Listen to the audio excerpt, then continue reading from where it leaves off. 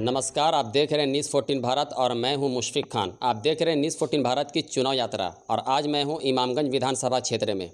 हमारे दाएं जानिब है जदयू के समर्थक जो जदयू का पक्ष रखेंगे और हमारे बाईं ओर हैं रजत के ज़िला प्रवक्ता शब्बन सुल्तान।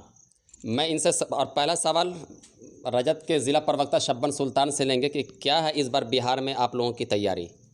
देखिए, बिल्कुल हम लोगों ने तैयारी पूर्ण रूप से कर दी है और जनता जो सामंतवादी सरकार, जो डबल इंजन की सरकार चल रही है और जिस तरह का बेरोजगारी और जो किसानों के साथ जिस तरह का अत्याचार किया जा रहा है, मजदूरों के साथ जिस तरह का अत्याचार किया जा रहा है, छात्रों के साथ जिस तरह का अत्याचार किया जा रहा है, इन सब को लेकर के हम लोग पूरा आश्वस्त हैं कि जनता इसका पूर्ण रूप से निर्णय देगी और हमारी पार्टी पूर्ण रूप से तैयार है।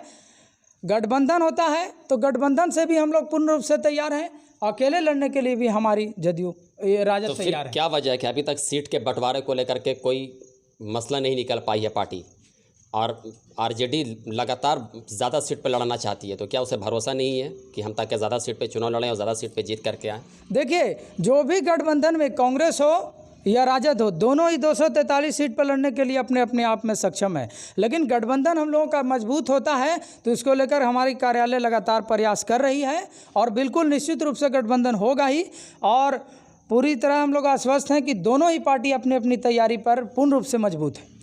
जदयू का जो कि पक्ष रखने वाले हमारे साथ हैं राजेश पासवान जी, अभी तक सीट बंटवारे को आपके भी गठबंधन में देखा जा रहा है कि क्लियर नहीं हो पाया है, क्योंकि आपने अभी लगातार देख रहे हैं चिराग पासवान कि हम अकेले सीट चुनाव पे लड़ेंगे।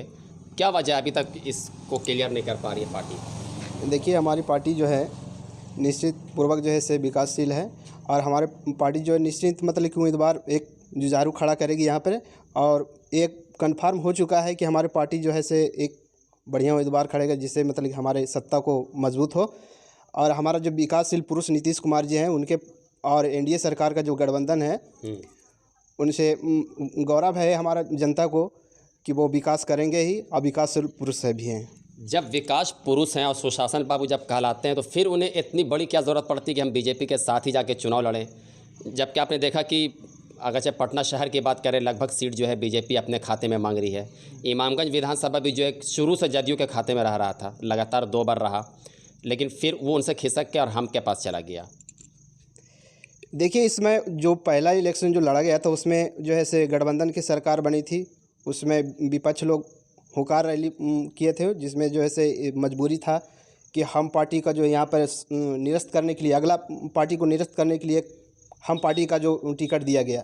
इसमें मेन पॉइंट है कि वहाँ से हमारा सत्ता काबिज हो, समझे कि हमारा यहाँ से विधायक जीते, इसलिए यहाँ हम पार्टी को दिया गया था। हम पार्टी को अगर बात की जाए कि हम पार्टी की, तो आपने देखा था कि पिछले चुनाव में सिर्फ 1 सीट अपनी जीत पाए थे। इस बार भी क्या उनको सीट के लिए रखा गया या सिर्फ जाति समीकरण के लिए रखा गया है? देखिए, जाति समीकरण तो शुरू से ही आया है, सभी पक्ष में जो जाति समीकरण रखा गया है, इसमें वैसा कोई बात नहीं है। यहाँ सिर्फ विकास को लेकर के ही नेता को उतारा जाता है और जो नीतीश कुमार की जो सरकार है, एनडीए की सरकार है जो गठबंधन, उस जो है से जनता पर जो है से बहुत तरीके से विकास किए हैं धरातल पे, वो देखने लायक है और इसमें कोई मत नहीं कि जो हम मतलब कि यहाँ से सरकार को दूसरे पक्ष जो उखाड़ के बिक सके। अभी तक इमामगंज विधानसभा में मौजूद है, अभी तक इमामगंज विधानसभा की सीट क्लियर नहीं हुई है। कई नेता खुद रजत से हुंकार भर रहे हैं अपनी टिकट के लिए, जनता के बीच में सस्पेंस बना। आखिर ये कब तक रहेगा?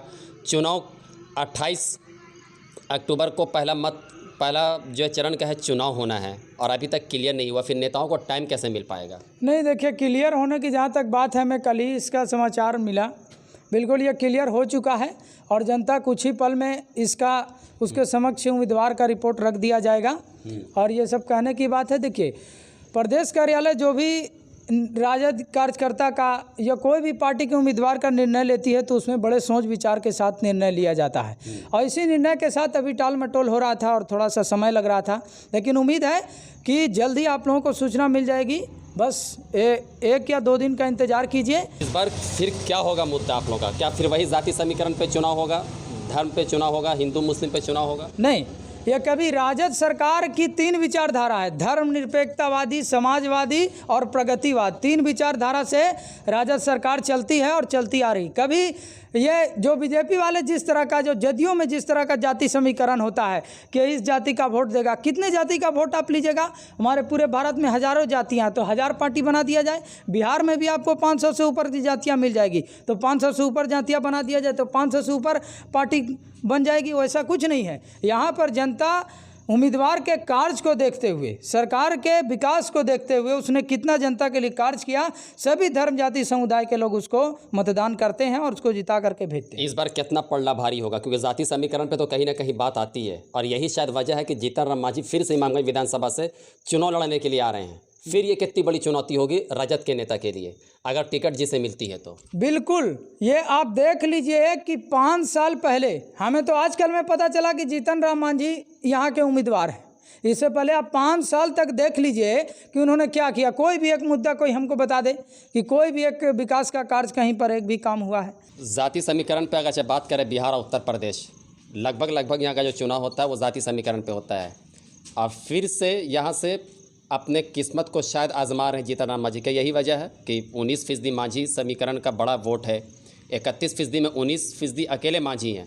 तो क्या इसी वजह से फिर से वो चुनाव मैदान में उतर रही इमामगंज विधानसभा से? देखिए, अभी भी जिला प्रवक्ता सबन सुल्तान जी बहुत अच्छी बात बोल गए। यहाँ पे जो है से जातिवाद का है, एनडीए जातिवाद पैदा करती है, वैसा कोई बात नहीं। यदि जातिवाद रहता तो यहाँ से आरजेडी का ही सत्ता रहता, वैसा कोई बात नहीं है।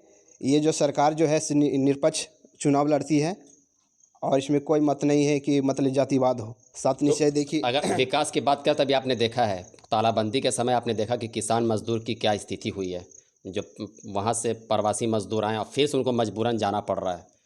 कहीं ना कहीं रोजी रोटी का मसला तो है ना बिहार के अंदर।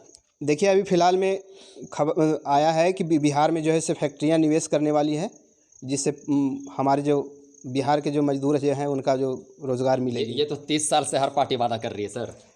तो वादा करी है तो समय तो लगेगा ही इसमें विकास में। बिहार में पहले शासन आरजेडी का जो है से सत्ता रहा, उन्होंने 15 साल 20 साल राज किया। उन्होंने बिहार के लिए क्या किया? कुछ नहीं किया। हमारे नीतीश जी आए और बिहार को सुधारने में समय लग गया। जैसे पहले तो रोड, गली नली, बिजली, सड़क, शिक्षा में सुधार, ये सब तो समय लगेगा ही।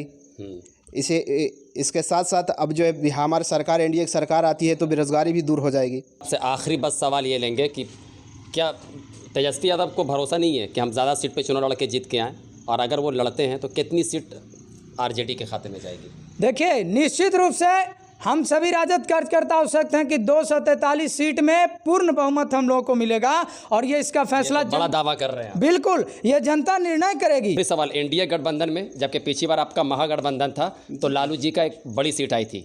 इस बार अगर एनडीए गठबंधन में कितनी सीट आप देखते हैं सिर्फ नीतीश कुमार के लिए? सबन जी बहुत बढ़िया बोल गए हैं कि हमारा 243 सीट पूरा आएगी बहुमत में। ये तो रिजल्ट के बाद ही पता लगेगा। हमारा जो नीतीश का सरकार जो है, इसमें जो है से विकास देखते हुए हमारी जनता जो है से उनको जो पूरा बहुमत से जिताएगी। तो अब ये दोनों पार्टी का अपना अपना दावा है कि किसकी सरकार बनेगी, जबकि आरजेडी की तरफ से एक बड़ा दावा किया गया कि हम 243 सीट पे पूर्ण जीत हासिल करेंगे। और इस बार फिर क्या होगा चुनावी मुद्दा? क्या फिर वही से मुद्दा होगा जाति या धर्म पे या विकास पे होगा? कैमरामैन फहद के साथ मैं मुशफिक खान, न्यूज़ 14 भारत, बिहार।